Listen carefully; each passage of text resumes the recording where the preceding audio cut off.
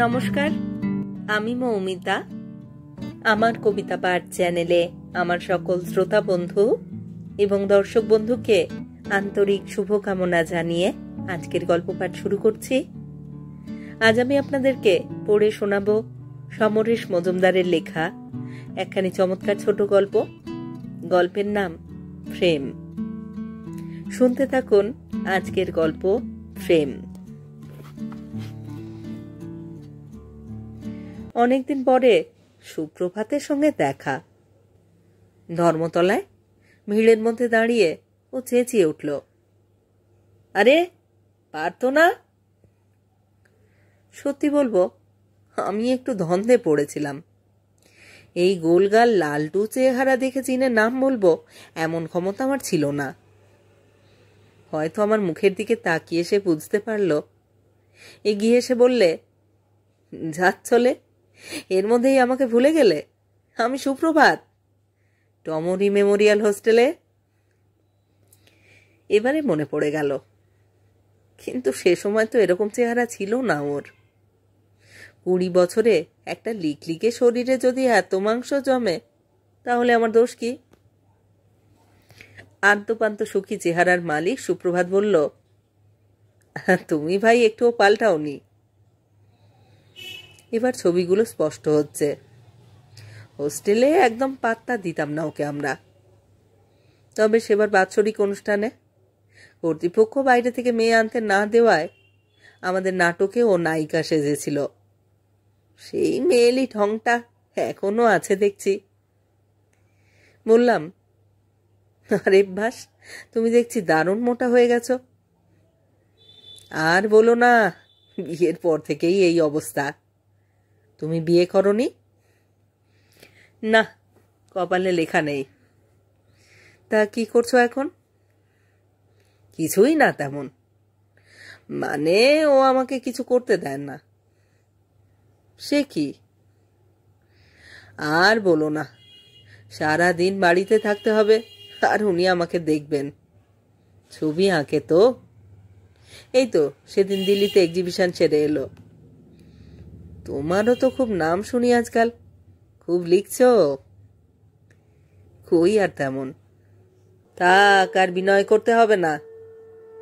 তা তুমি এখন কোথায় যাচ্ছ? আড্ডা মারতে। বাহ, ভালো হলো, আমাদের ওখানে আড্ডা মারবে চলো। সুপ্রভাত ছাড়ল না। ধর্মতলার নামি দোকান থেকে ফর্দ মিলিয়ে রং কিনে ট্যাক্সি ডাকলো। বেশ মিষ্টি গন্ধ বেরুচ্ছে ওর শরীর থেকে। চার্লি কিংবা ব্রুট হবে হয়তো। ঠাট্টাই করবার জন্য বললাম, তোমার স্ত্রী খুব সুগন্ধ ভালোবাসেন না? ও যেন চমৎকৃত। বলল, কি করে বুঝলে? ও, তুমি বোধহয় ইভস উইকলি পড়েছ না? ওর ইন্টারভিউ বেরিয়েছে তো।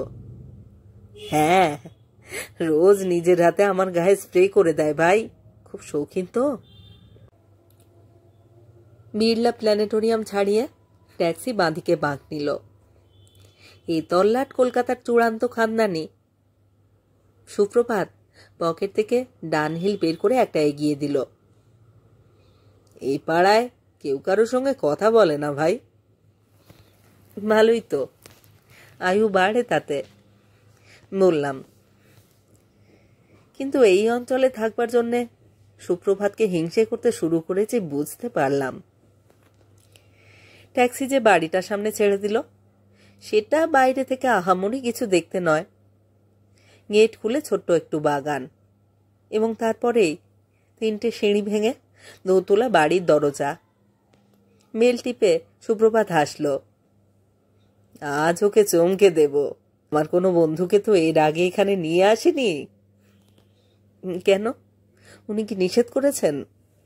না না, তবে ও চায় ওর নিচের স্ট্যাটাসের কাউকে যেন না নিয়ে আসি। একটি অল্প বয়সী মেয়ে দরজা খুলে দিল এসে। সুপ্রভাত জিজ্ঞেস করল, মেম সাহেব কোথায়? মেয়েটি হেসে ডান দিকটা দেখিয়ে ভেতরে চলে গেল। সুপ্রভাত কৃতার্থ ভঙ্গিতে বলল, আঁকছে, তুমি একটু বসো, আমি খবর দিই গে। বাধা দিতে চেষ্টা করলাম, আঁকবার সময় বিরক্ত করছো কেন? সুপ্রভাত বলল, আরে তাতে কিছু হবে না। সুপ্রভাত চলে গেলে আমি একটি সুন্দর সোফায় বসলাম। বেশ বড় হল ঘর, মেঝের উপর বেশ পুরু কার্পেট পাতা, দেওয়াল জুড়ে বিরাট বিরাট তেল রঙের ছবি, বেশিরভাগই ঘোড়ার মুভমেন্টের ওপর। ঠিক ডান দিকে দুটো ঘোড়ার মৈথুন দৃশ্য চমৎকার। স্ত্রী ঘোড়াটি কি নিরীহ মুখে দাঁড়িয়ে, যেন পৃথিবীর কোথায় কি হচ্ছে তাতে তার কিছুই এসে যায় না। পুরুষটি সারা শরীরে ছন্দ লীলা করছে। সবই সুপ্রভাতের স্ত্রীর আঁকা।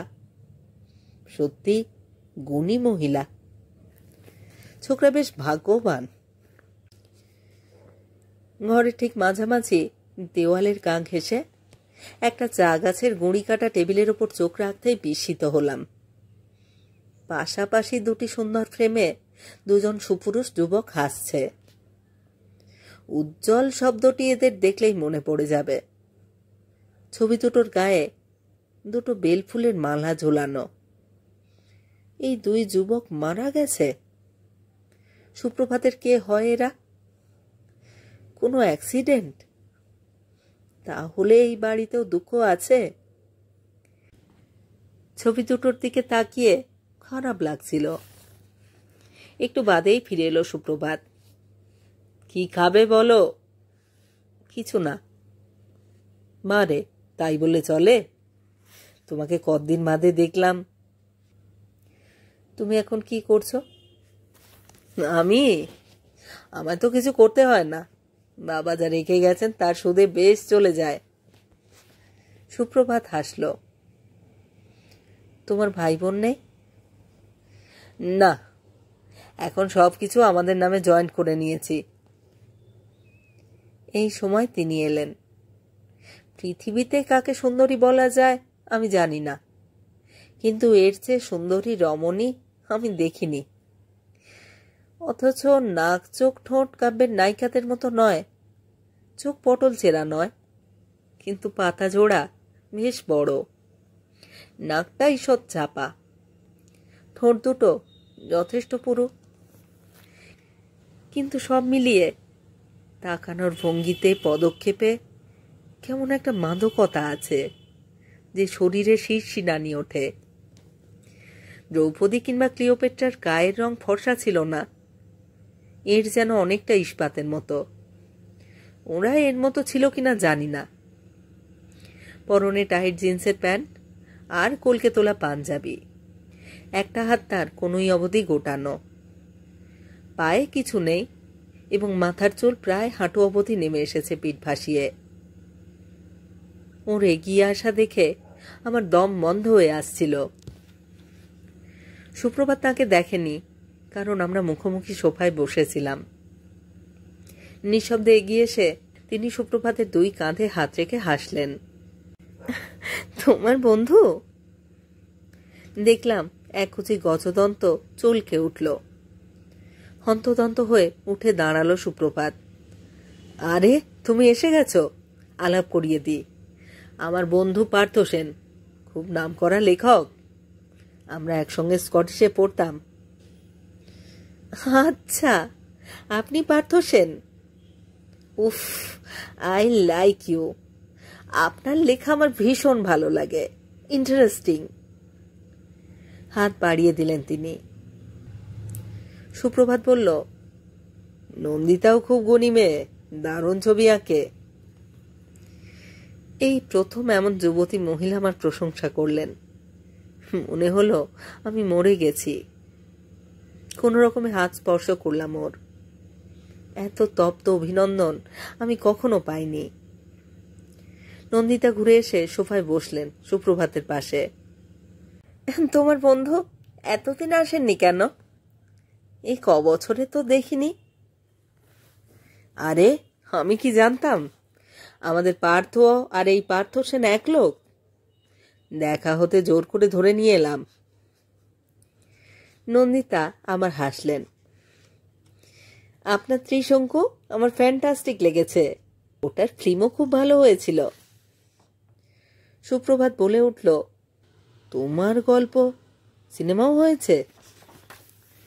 নিঃশব্দে মাথা নাড়লাম, হ্যাঁ। নন্দিতা জিজ্ঞাসা করলেন, আর আর কি কি হচ্ছে? হচ্ছে না, শুধু কথাই চলছে।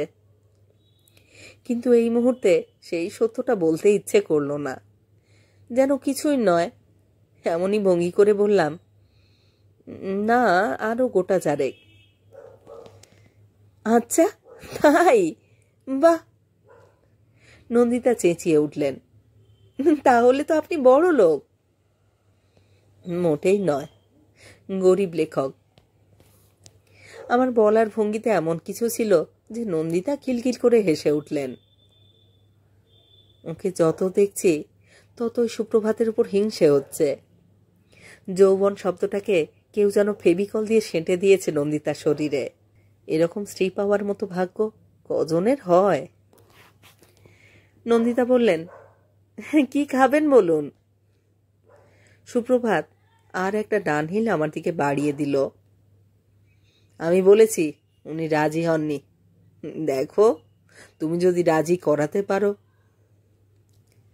সিগারেট ধরিয়ে এবার আর না বলতে পারলাম না। বেশ, যা হোক কিছু। নন্দিতা সামান্য ঝুঁকে সুপ্রভাতকে প্রায় নিঃশব্দে কিছু বললেন, এবং ওই মুহূর্তেই ওর নিচু হওয়া ঊর্ধ্বাঙ্গে আমার চোখ পড়তেই যেন অন্ধ হয়ে গেলাম। এক আকাশের পাশাপাশি কোনো গ্রহে দুটি পূর্ণচন্দ্র উদিত হলো কিনা জানি না, তবে আমি অবশ্য খণ্ডগ্রহণ দেখতে পেলাম। আমার সমস্ত বাগানে যেন নষ্ট চন্দ্রের চুরি হয়ে গেল আচম্বিতে। সুপ্রভাত উঠে গেলে উনি আমার দিকে তাকালেন। আমার মুখে কি শরীরের সব রক্ত? এই 40-এ? আমি আপ্রাণ চেষ্টা করে সহজ হবার ভান করলাম। আপনি আঁকছিলেন? ডিস্টার্ব করলাম? মোটেই না, আমি যখন তখন আঁকতে পারি, মোটের দরকার হয় না। অবশ্য খুবই বাজে আঁকি। নন্দিতা কাঁধ নাচালেন। বিনয় অবশ্য বিদ্বানের ভূষণ, ওই দেওয়াল তার সাক্ষী দেবে। ভালো লাগছে ছবিগুলো? ভালো লাগছে আপনার ছবিগুলো? নন্দিতা এবার উঠে দাঁড়িয়ে দেওয়ালের দিকে এগিয়ে গেলেন। ওর সামনে একরাশ ঘোড়া ঝর্ণায় মুখ ডুবিয়ে জল খাচ্ছে, কিন্তু একটি সাদা ঘোড়া স্থির হয়ে দাঁড়িয়ে, সে তার প্রতিবিম্ব জলেতে দেখছে। নন্দিতা কেমন বিষণ্ণ গলায় সেদিকে তাকিয়ে বললেন, কেউ কেউ কিরকম আলাদা হয় না? আমি কাছে গিয়ে ছবিটাকে দেখলাম। বেশ ভালো ছবি, দারুণ জীবন্ত। হঠাৎ মুখ থেকে বেরিয়ে এলো, আপনার মনের ভিতরে কোথাও যেন দুঃখ আছে। নন্দিতা অবাক হয়ে আমার দিকে তাকালেন। তারপরেই ওর মুখের চেহারা পাল্টে গেল। হাসতে হাসতে বললেন, যা।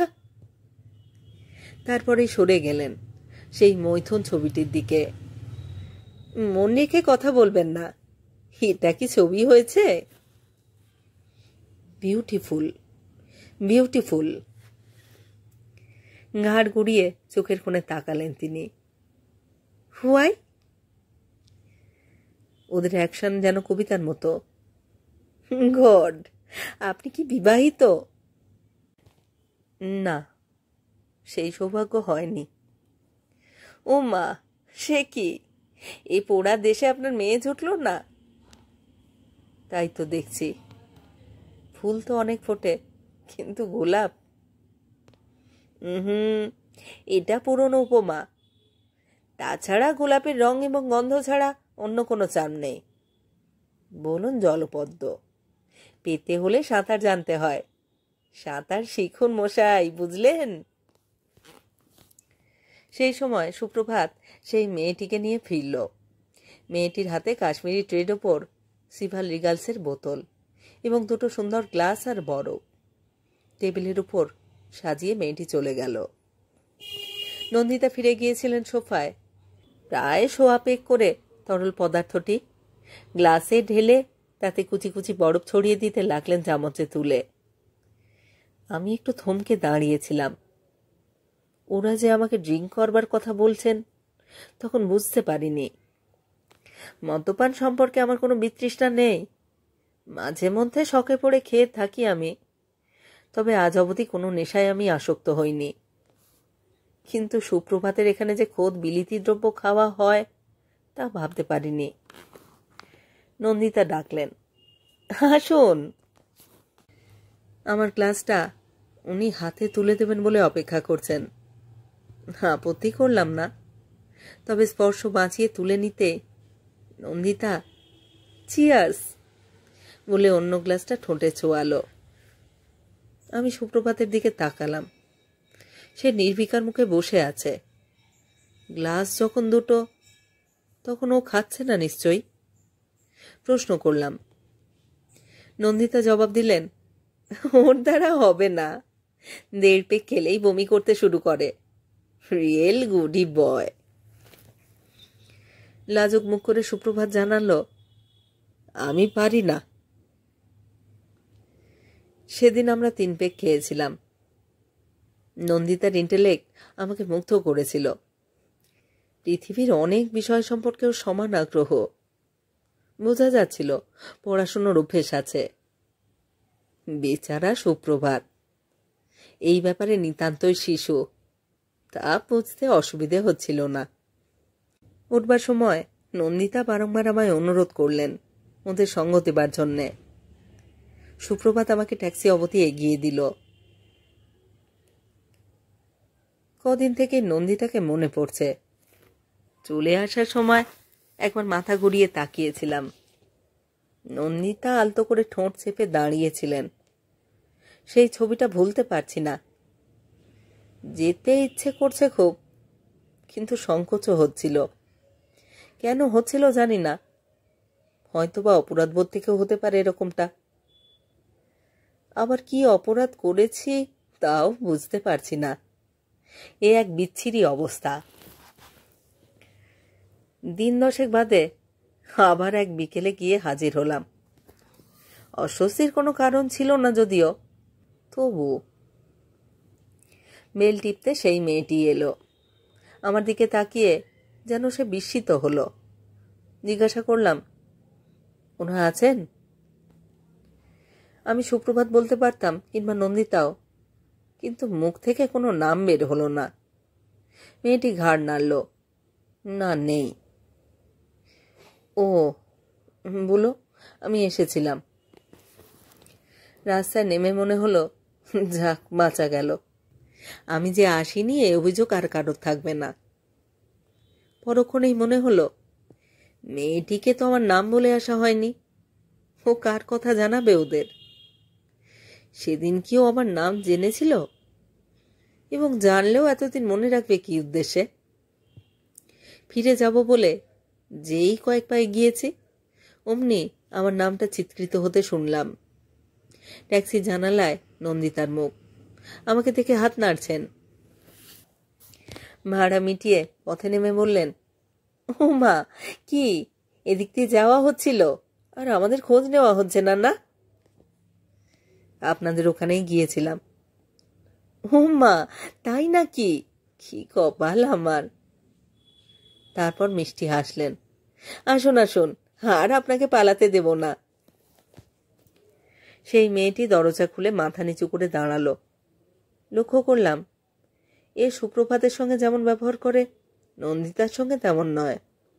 নন্দিতাকে যেন বেশ ভয় করে মেয়েটি। নন্দিতা ওকে যেন লক্ষ্যই করলেন না। আমায় বললেন, চলুন আমার স্টুডিওতে গিয়ে বসি। বেশ গুড। আপনার স্টুডিওতে একবার লোভ ছিল আমার। 2 ঘর পেরিয়ে একটা বন্ধ দরজা খুলে ভিতরে এলাম আমরা। নন্দিতা সুইচ টিপতেই দিনের আলো ছড়িয়ে পড়ল চারধারে। দেখলাম ঘরময় ছড়ানো রং, ইজেল, স্ট্যান্ড। এখানে ওখানে কিছু ছবি, পুরো আঁকা, কোনোটা বা শেষ হয়নি। এখন বোধহয় একটি নগ্ন নারী এবং অস্থির ঘোড়া আঁকছে নন্দিতা। কাজ শেষ হয়নি এখনো।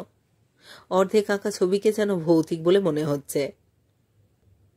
ঘরের একপাশে একটি সুন্দর ডিভান, বোধহয় ওইখানেই বিশ্রাম নেন নন্দিতা। আমায় সেটা দেখিয়ে বললেন, বসুন। আমি ছবিগুলো দেখতে দেখতে আচমকা প্রশ্ন করলাম, আচ্ছা, আপনি ঘোড়াকে কেন সাবজেক্ট করলেন? আজ নন্দিতার পরনে হাত কাটা ম্যাক্সি। প্রশ্ন শুনে কোমরে হাত রেখে আমার দিকে ঘুরে দাঁড়ালেন। অনুমান কি বলে? যেটা ভেবেছি বলতে সংকোচ হলো, তাই একটু চিন্তিত এমন ভান করলাম। নন্দিতা হাসলেন। ঘোড়া হলো বীর্য, শক্তি আর সৌন্দর্যের প্রতীক।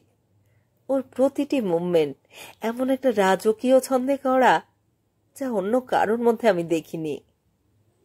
তাছাড়া একটা প্রিমিটিভ ব্যাপার ওর মধ্যে আছে। আর ওই নারী, এরকম শক্তি তো নারীর কাম্য। তারপর হেসে বললেন, মিনমিনে পুরুষ আমার একদম ভালো লাগে না। শোনা মাত্র সুপ্রভাতের কথা আমার মনে পড়ে গেল। কথাটা কি নন্দিতা স্বামীর উদ্দেশ্যে বললেন? এত বছরেও তো সুপ্রভাতের মেয়েলি স্বভাব একটুও পাল্টায়নি। জিজ্ঞাসা করলাম, সুপ্রভাতকে দেখছি না? চোখের কোণে আমায় দেখালেন নন্দিতা। ওকে দিল্লিতে পাঠিয়েছি। আমার কিছু ছবি রয়েছে ওখানে, সেগুলো আনবার জন্য গিয়েছে। সঙ্গে সঙ্গে শরীরটা কেমন শিরশির করে উঠল। এই বাড়িতে আর কে আছে জানি না, তবে সুপ্রভাত নেই। নন্দিতা বললেন, দাঁড়িয়ে কেন, বসুন। বললাম, আজ থাক, আর একদিন। মা, বন্ধু নেই বলে অসহায় বোধ করছেন? আপনাকে আমি... না না, আপনি অন্য কিছু ভাববেন না। বেশ, বসছি। নন্দিতা আমার পাশে এসে বসলেন। কিছু মনে করবেন না, আমি তো আপনার ফ্যানই ছিলাম, কিন্তু দেখার পর মনে হয়েছিল আমি বন্ধুও হতে পারি। ভুল করেছি। নন্দিতা আমার দিকে যে চোখে তাকালেন, তাতে পৃথিবীর সব বাঁধ ভেঙে যাবে নিমেষে। বললাম, কখনো না। আপনার বন্ধুত্ব পেলে আমি কৃতার্থ হব। নন্দিতা আলতো হাত রাখলেন আমার হাতে, এবং আমি বুঝলাম আমার মরণ হলো। সঙ্গে সঙ্গে নন্দিতা বলে উঠলেন, কি খাবেন বলুন? আজ আমি খাওয়াবো। চটপট রেডি হয়ে নিন।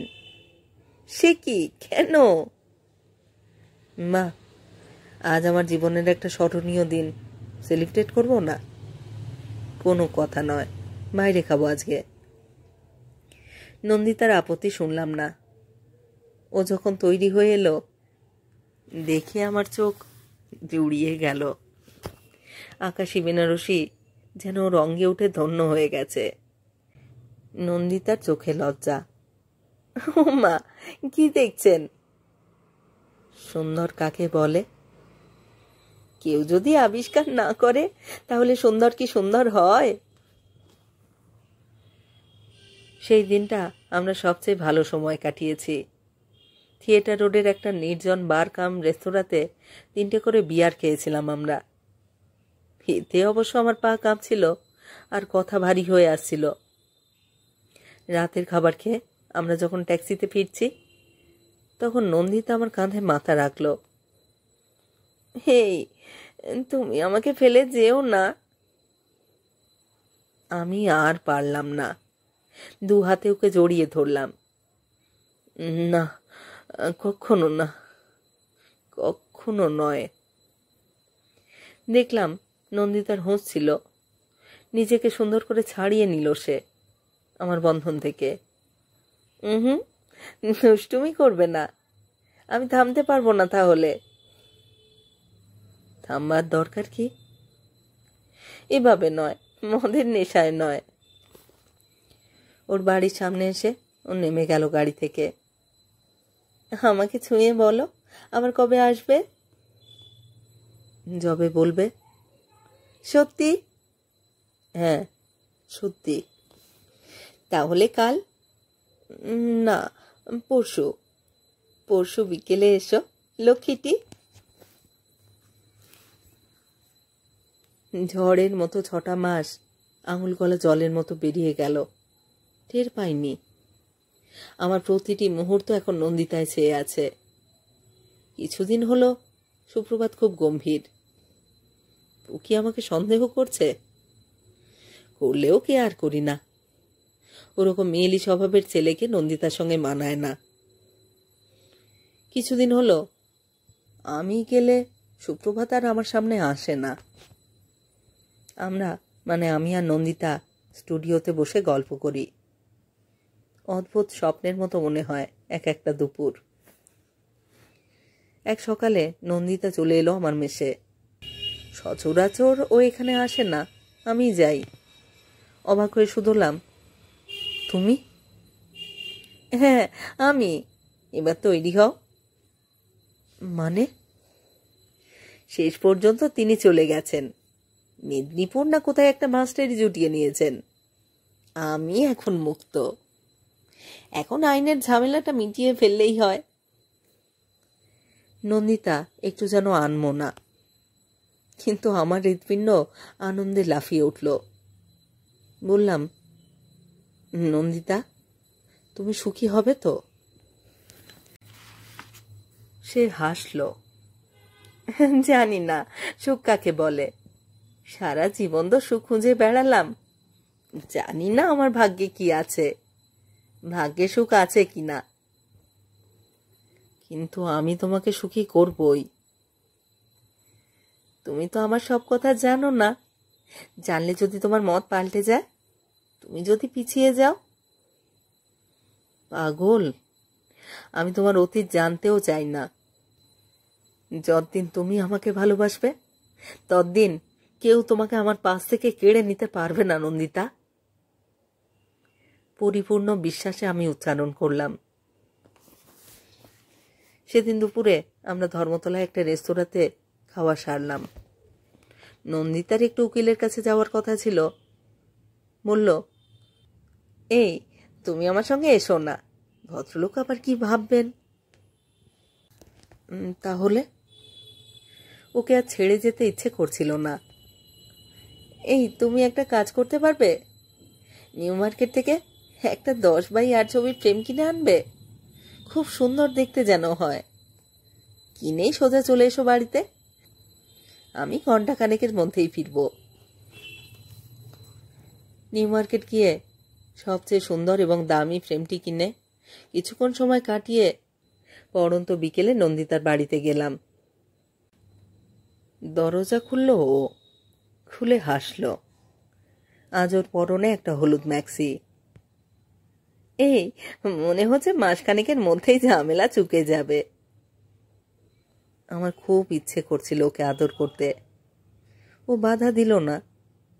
বলল, এই তোমার যেন আর তর সইছে না। এনেছো যেটা বলেছিলাম, যা মা বলেছিলাম। ফ্রেমটা ওর হাতে দিতেই ও ঘুরিয়ে দেখল। তারপর লম্বা পা ফেলে চা গাছের গুঁড়ি কাটা টেবিলটার দিকে এগিয়ে গেল।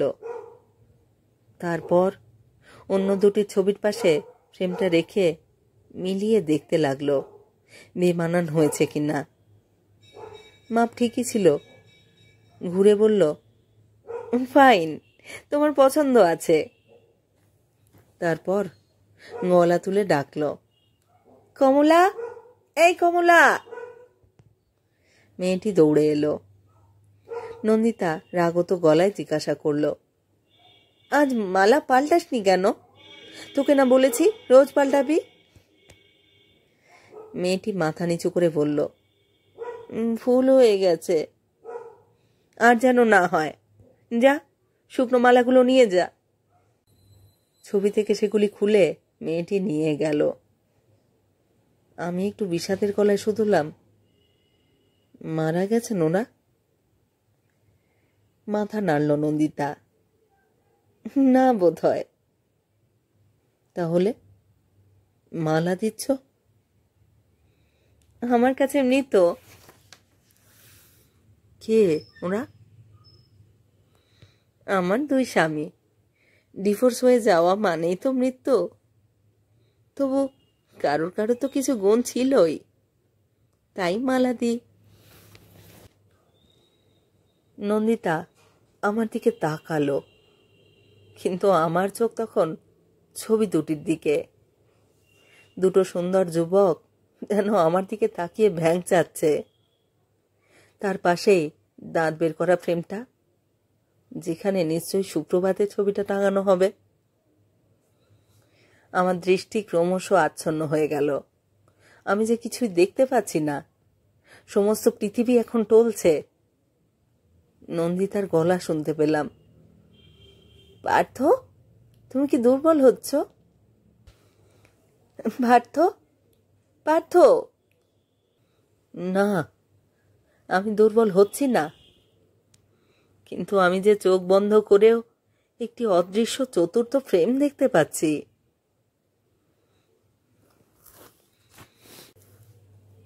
শেষ হলো আজকের গল্প ফ্রেম, সমরেশ মজুমদারের লেখা গল্প ফ্রেম।